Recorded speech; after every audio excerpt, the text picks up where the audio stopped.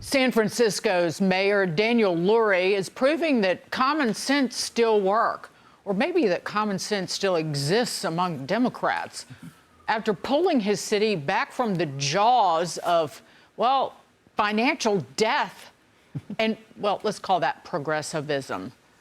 One poll shows a 74% approval rating for Lurie, with the gains happening on exactly the issues that define San Francisco's decline: keeping neighborhoods clean, revitalizing downtown, visible decrease of homelessness, public safety, all the things that used to be normal expectations for taxpayers. For decades, big city politicians prioritized the demands of an activist left wingnut base over actual residents. Case in point, the incumbent mayor of Los Angeles. Watch her. How many people who are unhoused that you meet have no teeth at all? They don't have teeth. Why? Because meth rots your teeth. You can't succeed without teeth. So there needs to be comprehensive health care provided to people. I'm not going to repeat what Taylor just said. No, I'm handing it to you so you can say it, because it was that good.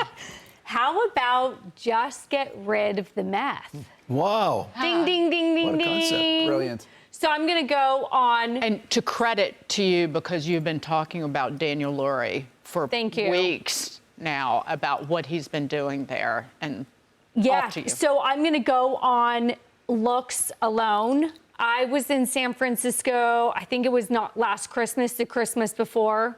Felt safe. It felt good. He had just been in from Mayor London Breed before. They were working on things. When I got married there, 2022, not so good.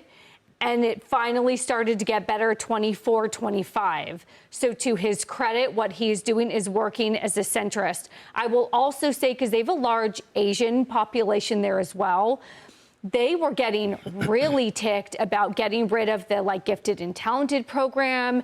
The school board had voted to kill 8th grade algebra. That's now coming back. So you are getting parents that really do care about academics and safety that are finally starting to take control of those school boards and say enough is enough. And so the tide is shifting from the mayoral level, but I see it seeping through into schools and some other areas as well.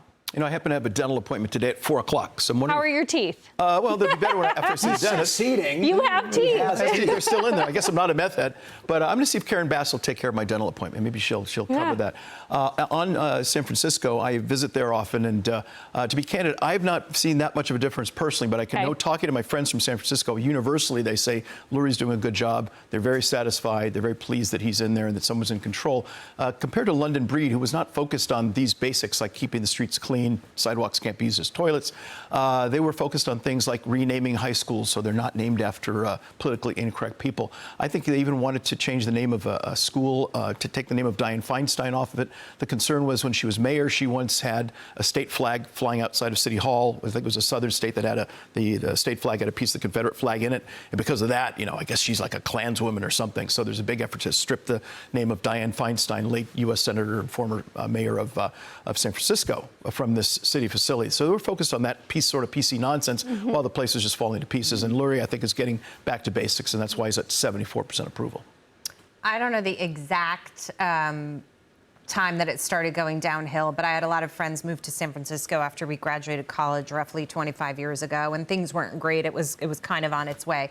So this is like Cisco to me. It's taken a quarter of a century to be able to realize that what they were doing there wasn't working, that people didn't want to live in a city that was unsafe, and you needed an app on your phone to decipher where the poop piles were in the streets so that you didn't walk in them, the human feces. I'm glad Mayor Lurie has stepped in. I'm glad they have some sanity and some reason now finally facing the music and saying we need to fix this. But again, this is another example of why did you have to go there to have to, try to bring it back and come here? And this is what New York is in for now, New York City, and why I'm like, bristling at thinking about having to live through that kind of pain and that kind of trauma to come full circle once again. Yeah.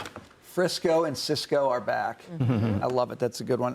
By the way, I give him credit for standing up to things that people in his general category of politics have given into. So there's this group in San Francisco that doesn't like the budget cuts that he's doing. Yeah. And instead they want to institute a tax called the Overpaid CEO Act. I guess to tax overpaid CEOs. And he's saying, no, we're going to cut the budget. So I haven't been there a long time, but I'm impressed that he's actually having to stand up against the people who probably partially supported his rise. I thought you were going to comment that because he's a Levi heir, that you were finally coming on board to my 49ers that play at Levi Stadium. Nope. No. Not on board with your Niners. Okay. I always like bringing this up when you talk about, and by the way, the $5 to $10 million housing market in San Francisco is gone bananas because of all these newly minted AI multimillionaires. But if you want to know how nuts San Francisco and San Francisco politics is, Jim Jones, the cult leader, the head of the People's Temple, where more than 900 of his followers were murdered, died in Guyana at Jonestown by drinking Flavor Aid. He was I think he was the head of the housing authority for a year in San Francisco, appointed by Mayor George Moscone because he mobilized all of the cult members to help get Moscone elected. Wow. And so that's how nuts San Francisco politics is. And then he left San Francisco because there was an expose about the abuse within the cult. But man, politicians will do anything for power. That's where we get the term drink the Kool-Aid from exactly that incident. Flavor Aid. Flavor Aid was it? It was Flavor Aid.